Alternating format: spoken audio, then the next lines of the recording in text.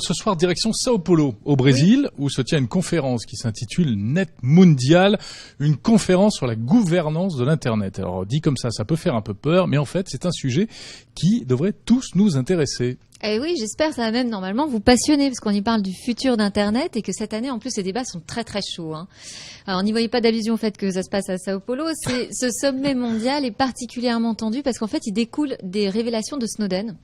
Donc, certains disent même que sans ça, ce net mondial n'aurait pas eu lieu. Alors, tout est parti en fait d'un discours de la présidente du Brésil, Dilma Rousseff, devant l'ONU en septembre dernier, qui s'en est pris vertement au système d'espionnage électronique organisé par les États-Unis.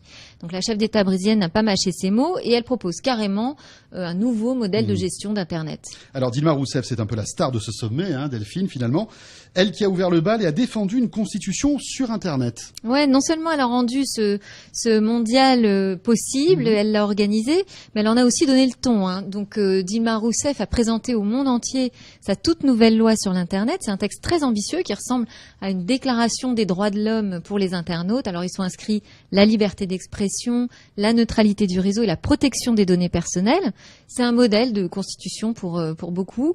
En tout cas, c'est un texte qui met les pieds dans le plat concernant la surveillance d'Internet et ça pose la question de son contrôle, aujourd'hui très très américain.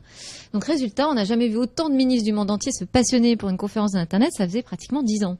Et clairement, de plus en plus de pays, d'ailleurs, veulent désaméricaniser Internet. Ouais, tout à fait. La surveillance massive dénoncée par Edward Snowden a fait prendre conscience qu'il y avait quand même des dangers importants et concrets à laisser autant de pouvoir concentré aux mains d'un seul pays, en l'occurrence les États-Unis. Donc aujourd'hui, l'ICANN, qui gère les noms de domaine dans le monde, par exemple, rend des comptes au gouvernement américain. Il a même, le gouvernement américain, un rôle opérationnel sur certaines décisions. Donc c'est une situation qui n'est plus tenable. Et d'ailleurs, il a annoncé qu'il allait se retirer de l'organisme d'ici septembre 2015. Alors reste à savoir comment ça va s'organiser ce retrait sans créer la panique. Et puis quelle entité sera désormais compétente pour contrôler la façon dont le réseau est géré. Et contre la surveillance massive d'Internet, Delphine, que proposent les États, justement ? Alors pour l'instant, c'est la course à l'armement. Donc tout le monde collecte plein de données massivement au nom de la protection nationale pour débusquer complots ou attaques terroristes. Mais l'affaire Snowden, encore une fois, a montré les dérives d'un tel système. Et aujourd'hui, toute la question est de trouver le bon équilibre entre une surveillance dangereuse qui remet vraiment en cause le droit fondamental à la vie privée et une attitude trop angélique qui, pour le coup, mettrait en danger la protection de l'État. Donc certains gouvernants sont tentés par une stratégie de repli, ils imaginent enfermer Internet derrière des frontières, ce qui reviendrait à créer plusieurs Internets étanches les uns aux autres et selon nous à tuer quand même le réseau social, en tout cas son intérêt et sa saveur. Et quelle est la position de la France ?